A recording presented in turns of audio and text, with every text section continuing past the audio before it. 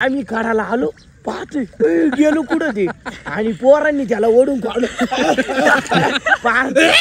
माफ करे बहुत मनुष्य लग रहा मत करो रहने दो। तर आता विषय असा आहे की तळ एका दामात पार होतंय का नाही ते बघायचे आप्या पाहिला जाणार आहे। चलो भाई देखो अब मैं क्या करता हूँ। बघू एका दामात पूर्ण तिथपर्यंत जाऊन आप्या माघार येतोय का नाही। यही नहीं अभी और सुनिए। काय ते घालून मांगूर चावतात का मी ए नाही जा टेंशन नहीं लेने का आपण है ना। उलटी रे उलटी थांबा 1 2 3 हा। तोबा तोबा तोबा थारा मूड खराब कर दिया। तर रामकृष्ण हरी मंडळी, तर कालच्या ब्लॉग मध्ये ना आपण परपाट अक्षयच्या घरी झोपायला आलतो, पण आज आहे ना आपल्याला अक्षयच्या घरच्यांना आणि सुशांतला बाई बोलून माघारी निघायचंय। तर आता वाजल्या 3 आणि 3 वाजता निघालोय आता सुशांतच्या घरी जाणार आहे आणि मग नियोजन लावणार आहे किती वाजता घरी निघायचं काय निघायचं। नवऱ्याला बाय बाय केलं आणि माघारी जाताना रस्त्याचं आम्हाला जांभळाचं झाड दिसलं। मग काही रस्ता तर हाय त्याच जागेवर राहणार आहे, म्हणलं मग थोडा टाइम काढावा आणि पहिलं जांभळाला पाडून खावा। जांभळं पाडायला काठी पिकली आणि आमच्या पदरात काठी चालली। मग असंच थोड्या वेळ जांभळांना खाल्लं आणि मग माघारी जायला सुरू केलं। तसं तर आता आम्हाला माघारी पुण्याला जायचं होतं, पण विशाल म्हणला आता तुम्हाला माझ्या घरी यायलाच लागतंय आणि एक दिवस राहिलाच लागतंय, मग काही आम्हाला तिथं जायलाच लागतंय। मग वैभवला नादीला बाई केलं आणि आम्ही विशालच्या घरी जायला सुरू केलं।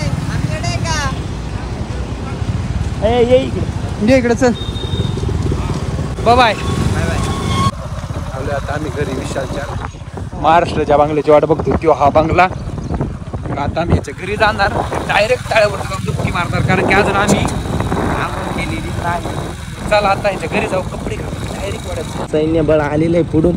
Oh my God and the बोकड शेळी अँड काका। तर आता विश्ल्याच्या घरी पोहोचल्यानंतर आहे ना फील गावात आल्यासारखं वाटायला लागलंय ना, असं मी म्हणतोय काय मुळे तर ते ह्याच्यामुळं।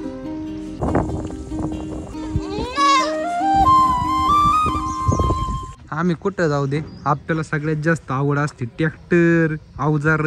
आता काय बघतोय आप्या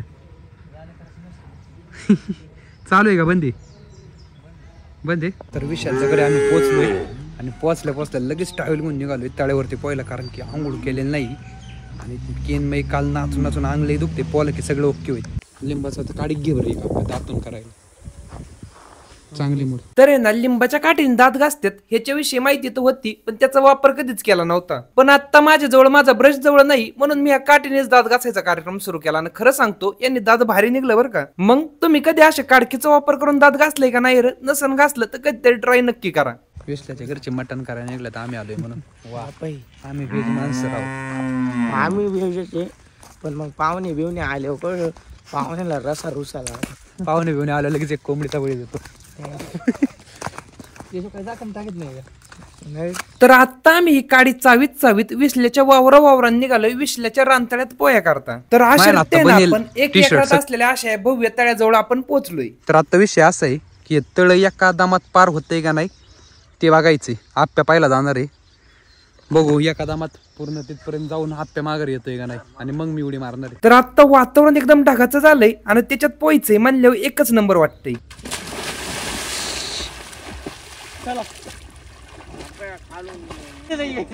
काय ते घालून मांगूर चावतात का मी ए नाही जा हा जा। तर आप्यानी आणि त्याच्यानंतर विशालनी तळ्यामध्ये उडी मारलीत आणि आता या दोघांमध्ये रेस लागलीत की कोण लवकर पडायला जाते। पण मला आहे ना पोईच्या आधीच भूक लागलीत, म्हणून मी बांधावरच असलेलं पिरू खायला सुरुवात केली।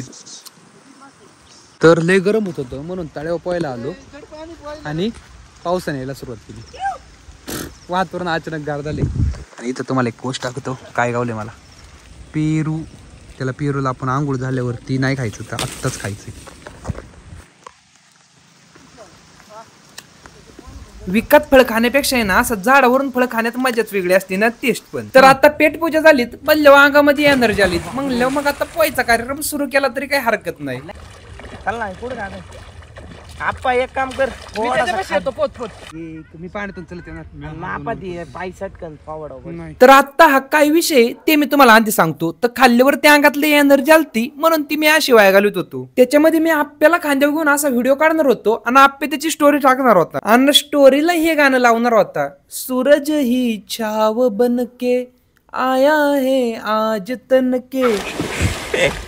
पण आमचा सूरज लवकरच मावळला आणि मग विशालला पण असा व्हिडिओ काढायचाय असा त्याने आवाज केला. म्हणून त्याला खांद्यावर तर घेतला, पण त्याला खांद्यावर घेऊन माझाच निर्णय चुकला.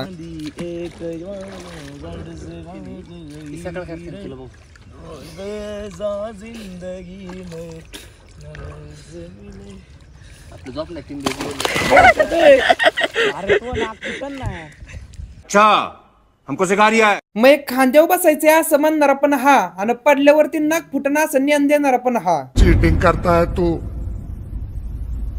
चीटिंग चीटिंग चीटिंग करता है तू. पहिला जाऊ सुरुवात केली त्याचा किस्सा सांगतोय.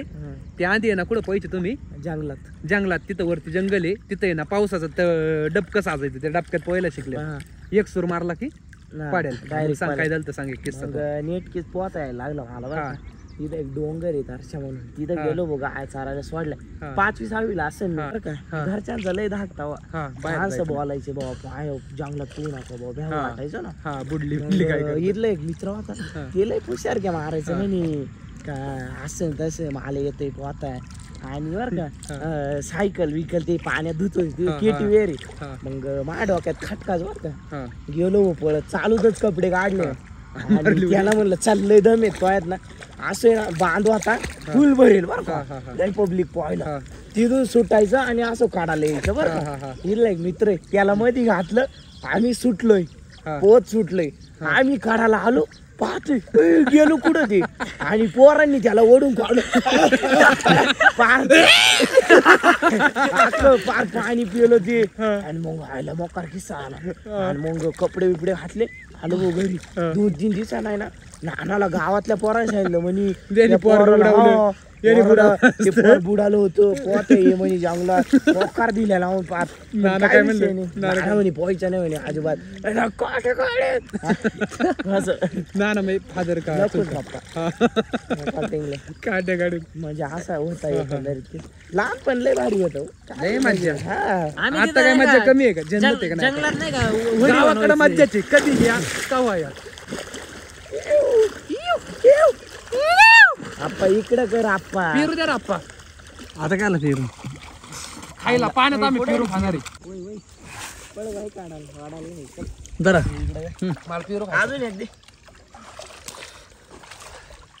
नाही मी दुसरा खातो. नाही तो तासाची कोणी केले. तर मित्रांनो हे 2 पेरू आहे. ओमकारला मी घासातला घास भारी पेरू दिलाय आणि मी हा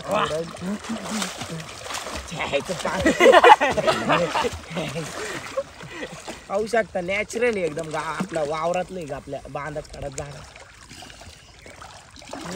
कसलं लागतंय क्वालिटी. तर अशा रीत्या खाऊन पोहून सगळं झालंय. आम्ही वयस कमी 1.5 तास झालं पाण्यात आहे. मग आता पाण्याच्या बाहेर येतो.